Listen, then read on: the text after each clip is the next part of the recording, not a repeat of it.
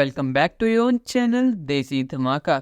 Serial में आ गया एक नया ट्विस्ट। जी हाँ, प्रतीक ने ये साबित कर दिया है कि वो ईशान का सच्चा दोस्त है। प्रतीक ने जाने अनजाने में ही सही वो काम कर दिया है जिस पल का हम सबको बेसब्री से इंतजार था।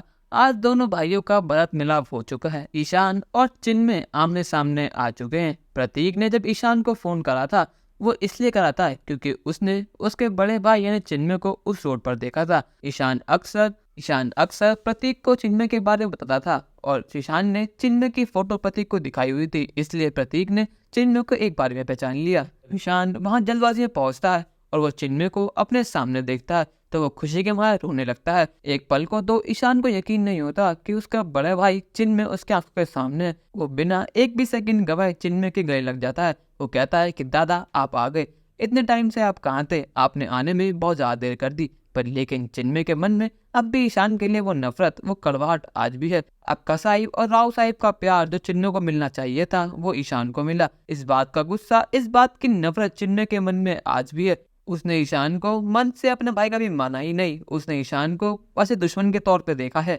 यहाँ पर प्रतीक दोनों भाई गले मिलते हुए थे, बहुत ज्यादा खुश है। प्रतीक ईशान के लिए बहुत ज्यादा खुश है क्योंकि आखिरकार ईशान का बड़ा भाई आ ही चुका है। पर लेकिन चिन्मय ईशान को दूर कर देता अपने आप से। वो कहता है कि मगरमच्छ के आंसू मेरे सामने मत बहा, मैं जानता हूँ कि ये सब तू दिखावा कर रहा है, तुझे मुझसे कोई लगाव नहीं है, कोई प्यार नहीं है। अगर तुझे मुझसे प्यार होता तो तू मुझे रोकता। जब मैं घर छोड़कर जा रहा था तो तूने मुझे एक बार भी नहीं रोका, ना तूने राव साहिब ना अक्का साहिब को रोका। तूने मुझसे हर चीज छीन ली, तूने मुझसे मेरी अक्का साहिब राव साहिब को छीन लिया, तूने मेरा हक छीन लिया, मेरा परिवार, मेरे रिश्ते, सब चीज तूने छीन ली। और इतने सालों बाद आकर तू ऐसे प्रिटेंड कर रहा है जैसे कुछ हुआ ही नहीं है। ईशान मुझे हर चीज याद है, मैं कोई भी चीज भूला नहीं हूँ, मैं तुझसे आज भी नफरत करता हूँ जितनी पहले करता था। ईशान कहता है कि दादा आप ये क्या बात कर रहे हैं, ऐसा कुछ भी नहीं है जैसा आप सोच रहे हैं, मैंने आपसे आपका कोई अधिकार नहीं छीना। और जब आप घर छोड़कर जा रहे थे तो राव साहिब ने सबको मना कर दिया था कि कोई भी आप दोनों के बीच नहीं आएगा। और अक्का साहिब आपसे बहुत ज्यादा प्यार करती है, मुझसे भी ज्यादा, आखिरकार आप उनके बेटे हैं।